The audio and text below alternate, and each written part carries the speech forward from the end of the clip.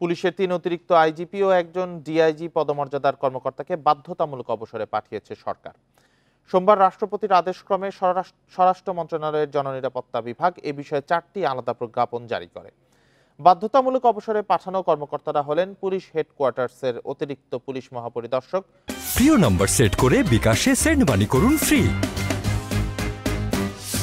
Khandakar Lutful Kabir, tourist পুলিশের অতিরিক্ত police মহাপরিদর্শক মীর রেজাউল আলম, নোয়াখালী পুলিশ ট্রেনিং সেন্টারের অতিরিক্ত পুলিশ মহাপরিদর্শক চৌধুরী মঞ্জুরুল কবির এবং সিআইডির উপপুলিশ মহাপরিদর্শক ইমাম হোসেন।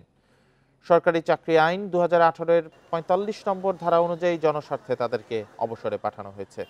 ছাত্র জনতার আন্দোলনের মুখে 5ই আগস্ট আওয়ামী লীগ সরকারের পতনের পর পুলিশের বেশ কয়েকজন উচ্চ পদস্থ কর্মকর্তাকে অবসরে পাঠানো হয়েছে।